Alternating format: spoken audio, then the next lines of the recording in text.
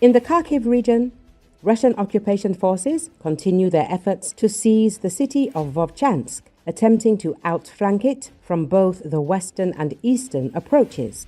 This was reported on Ukrainian television by Pavlo Shamshyn, spokesperson for the Kharkiv Operational and Strategic Group of Forces, according to Ukrinform. Unable to achieve success within Vovchansk itself, Russian troops are trying to bypass the city. On the western flank, they are advancing through Hatyshche. On the eastern side, they are pushing through Tykhe and Vovchanski Khutory in an effort to encircle the city, Shamshyn said. Despite these maneuvers, Shamshyn emphasized that Vovchansk, while important, is not considered a strategic objective by the enemy. Vovchansk is certainly a significant target, but not a strategic one, even for the Russians. There are military distinctions between strategic, tactical, and operational objectives. When Russia launched its renowned offensive in the Kharkiv region last May to establish a so-called buffer zone, Vovchansk became their primary focus. Yet, despite entering the city in the early days of that offensive, they have failed to capture it after more than a year of intense fighting, he explained. According to him, the Ukrainian Defense Forces are also holding positions on the northern bank of the Vovcha River, closer to the state border with Russia. Our units are positioned on the northern bank of the Vovcha River, near the border with the Russian Federation, and maintain control over a section of the aggregate plant's territory.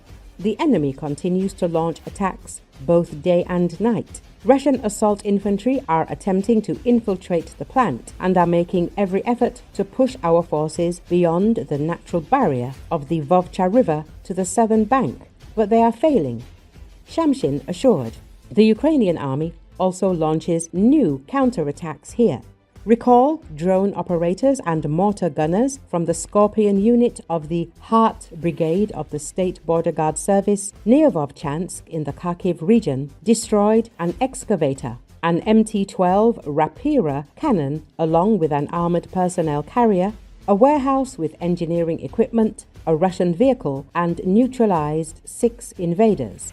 The Russians are trying to gain a foothold in the Vovchansk direction. However, any attempts by the enemy to build new fortifications or deliver new weapons to their positions are recorded by aerial reconnaissance, the State Border Service of Ukraine noted. Drone operators and mortar gunners from the Scorpion unit hit an excavator, an MT-12 Rapira cannon along with the armored personnel carrier that was towing it, a warehouse with engineering equipment, and the vehicle used to transport personnel while performing fire missions. 6 occupiers were neutralized, the report said.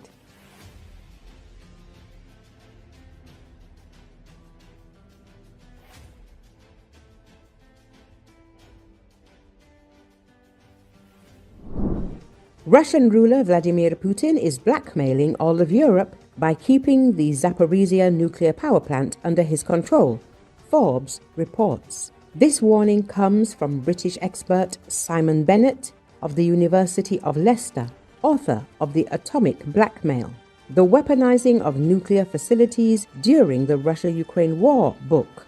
When Russia launched its full-scale war against Ukraine, one of the first things it did was the occupation of the Chernobyl nuclear power plant. It was liberated in 2022. However, Moscow troops targeted it with drones, damaging the protection over the plant. The Kremlin also captured the Zaporizhia nuclear power plant, the largest in Europe. The station has enough capacity to cover the annual electricity needs of countries like Ireland, Slovakia, or Finland. According to Bennett, Russian occupiers could rig the Zaporizhia plant with explosives and, if Putin is defeated, remotely detonate its 6 reactors. This would create radioactive fallout clouds that would quickly spread across Europe, as demonstrated by the 1986 Chernobyl meltdown and radionuclide release. Plumes of radioactive debris can travel many hundreds of miles, he told the journalists. He recalls that radiation then reached as far as England, contaminating agricultural lands. Moreover, Kremlin control over the plant poses a threat to Russia itself. Should any of Ukraine's nuclear power plants be hit, even the plants in the far west of the country, there is a real possibility that if there was a persistent westerly wind, the plume would reach Russia's heartlands. Bennett warns. The expert also cautions that Russia's military operations around nuclear plants may foreshadow tactics in a future war with NATO. He notes that the Kremlin might deploy sleeper agents to undermine Western infrastructure. These are spies with fake documents already embedded in the critical infrastructure of Western countries. I think it is likely that Russia has in place sleepers across any state it considers hostile, which, of course, would include NATO member states. Bennett concludes. Earlier, Euromaidan Press wrote that Russian ruler Vladimir Putin shows no intention of abandoning his objectives in Ukraine or ending the war. Even under the threat of new sanctions, he appears ready to go to extremes to achieve victory.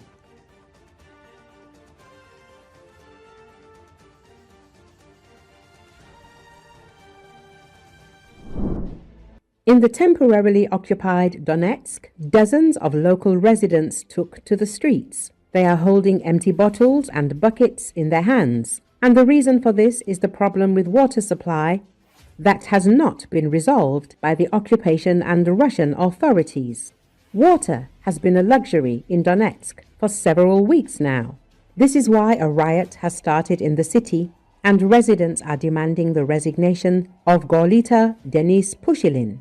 This was reported on Telegram by the head of the Center for the Study of Occupation, Petro Andriushchenko. According to him, the occupation authorities, led by Pushilin, have been sabotaging the solution to the water supply problem for years, and recently the situation has worsened. Andriushchenko noted that there is no normal water supply in other temporarily occupied cities of Donetsk Oblast either. In particular, this concerns Mariupol. The protest mood has already spread to the military of the aggressor country, Russia. They also accuse Pushilin of inaction and hint that they can help change the government in Donetsk. It should be noted that residents of the temporarily occupied city have been trying to get through to the Russian authorities for several weeks because of the problem with the water supply. At the same time, as reported by Ukrainian journalist Denis Kazansky, they are demanding punishment for the local occupation authorities.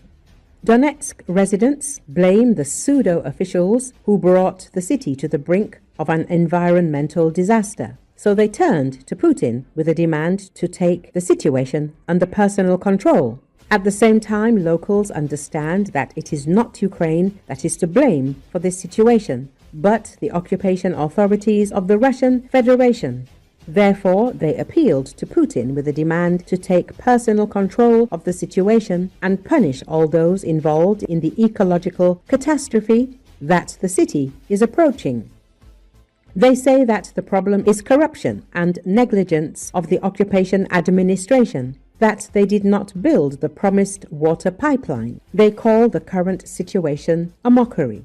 Ukrainian journalist Denis Kazansky noted, "People are outraged by everything, from water supply schedules to water quality and prices in stores and tariff plans.